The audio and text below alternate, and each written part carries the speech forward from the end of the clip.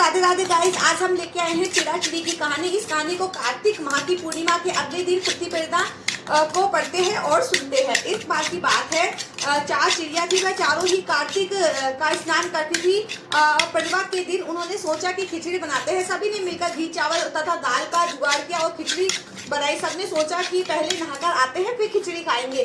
पहली चिड़िया नहाकर आई, बाकी नहीं आई। उसे भूख लगी तो उसने क्या करा कि खिचड़ी का भाग खा लिया। खिचड़ी की भाग खा ली। दूसरी चिड़िया आई तो उसे भी भूख लगी तो उसने खिचड़ी का पानी पी लिया। तीसरी ने खिचड़ी खा ली और चौथी की कुचन खा ली। अब चारों चिड़िया मर गई। जिस चिड़िया ने पानी पिया था वह राजा के घर, उनकी बेटी मतलब राजकुमारी बनकर पैदा हुई। जिसने उसका पानी पिया था वह कुम्हारन के घर पैदा हुई। और जिस चिड़िया ने खिचड़ी खाई थी वो एक ब्राह्मण के घर पैदा हुई। और जिस चिड़िया ने कुचन खाई थी वह एक खतनी के रूप में वहां पर गई।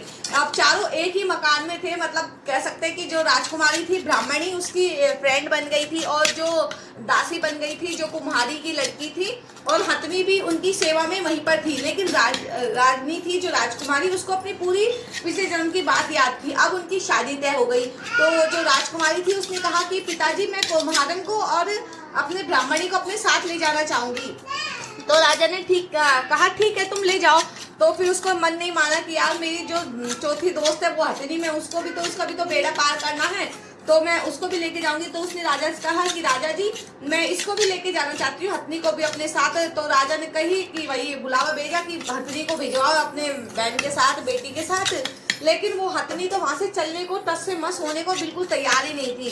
फिर राजकुमारी ने कहा कि मैं जाऊंगी, और राजकुमारी ने पूरे पिछले जन्म की बात उस हथनी को बताई। और हथनी को मतलब फिर होश आया कि यार मैंने पिछले जन्म में क्या कर्म करा जिसकी वजह से मैं हथनी बनी थी। अब जब ये राजा ने देखा तो राजा चौंक गए और बोला कि राजकुमारी तुम कौन हो, मतलब तुमने ये सब कैसे किया, हथनी को कैसे जगाया, तुम जानवरों से बात करना जानती हो।